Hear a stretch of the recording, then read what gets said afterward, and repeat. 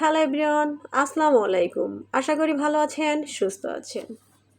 আজকে রান্না করব বড় মুরগি, মানে খাসি মুরগি বলে এটাকে অনেকে, আবার অনেকে লেয়ার মুরগি বলে। তো যাই হোক, যেটাই হোক না কেন, ব্রয়লার মুরগি যেটা একটু মানে বড় হয়ে যায়, সেই মুরগিটাই আজকে আমি রান্না করব। তো আমি আজকে চিকেন কারি রান্না করব ওই মুরগির মাংসটা দিয়ে।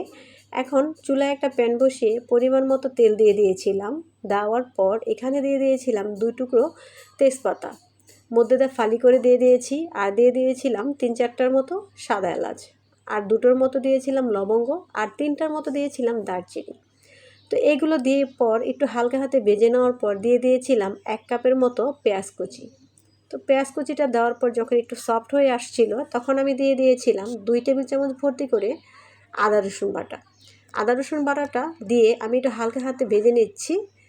তো ভেজে নেওয়া হয়ে গেলে এখন আমি এখানে দিয়ে দিব 1 কাপের মতো টমেটো, মানে বড় সাইজের 2টো টমেটো নিয়েছিলাম।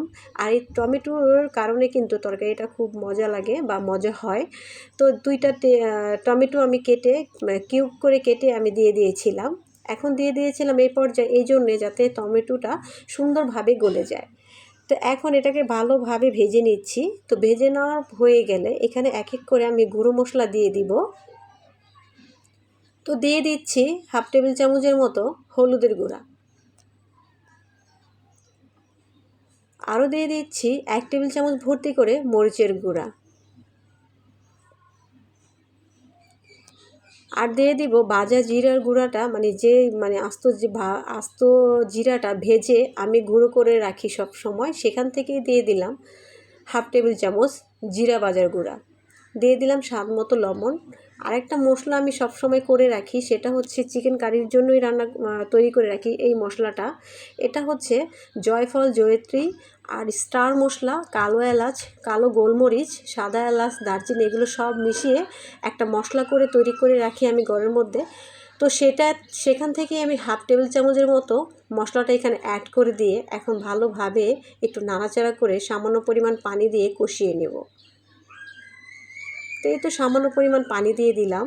এখন এটাকে ঢাকনা দিয়ে সুন্দরভাবে কষিয়ে নেব যতক্ষণ না পর্যন্ত উপরে তেলটা ভেসে উঠবে। তো ঢাকনা দিয়ে দিচ্ছি। তো এই তো ঢাকনাটা উঠিয়ে দেখিয়ে দিচ্ছি, মশলাটা অলমোস্ট কষানো হয়ে গেছে, উপরে তেলটাও ভেসে উঠেছে। তো এই পর্যায়ে দেখেন আমি একটু যে মুরগির মাংসটা নিয়েছিলাম সেইগুলো এখন অ্যাড করে দিচ্ছি। এটা বড় মুরগির, আসলে এটা একটু সিদ্ধ হতে সময় লাগে, ব্রয়লার মুরগি সিদ্ধ হতে সময় লাগে না, এটা একটু সময় লাগে যেহেতু লেয়ার মুরগি। তো যাই হোক, এটাকে ভালোভাবে নাড়াচাড়া করে দিয়ে এখন মাখিয়ে নিচ্ছি মশলার সাথে, নিয়ে আমি ঢাকনা দিয়ে বেশ কিছুক্ষণ কষিয়ে নেব। তো ঢাকনাটা দিয়ে দিচ্ছি।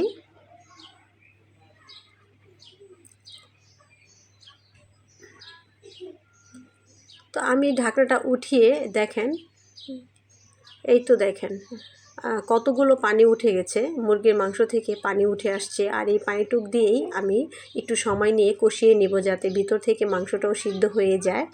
আর আমি এই পর্যায়ে চুলার আঁচটা কিন্তু একটু কমে দিয়েই রান্না করছি, ফুল আঁচ করা যাবে না। তো আবারও ঢাকনা দিয়ে এই যে রান্না করছি। তো ঢাকনাটা উঠিয়ে আমি কিছুটা পরিমাণ আমি পানি দিয়ে দিব। এখন ঝোলের পানিটা দিয়ে আমি একটু বেশি পানি দেব না, যেহেতু আমি চিকেন কারি মানে তেমন একটা ঝোল রাখবো না। আর এখানে আমি আলুও অ্যাড করব না, যার কারণে আমি ঝোলটা একটু মাখাই রাখবো। তো মাখা রাখার কারণে আমি পানিটা একটু বুঝে শুনেই দিচ্ছি। তো যাই হোক, এটা দেওয়ার পর আমি ঢাকনা দিয়ে এখন কিছুক্ষণ রান্না করে নিব।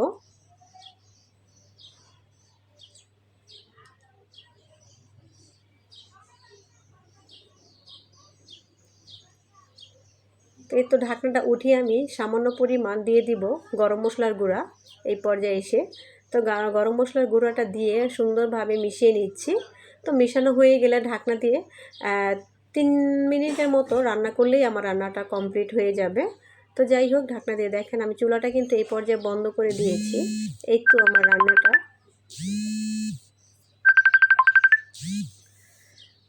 কমপ্লিট হয়ে গেল। তা আজ এ পর্যন্ত কি ছিল, বিদায় নিচ্ছি, আল্লাহ হাফেজ।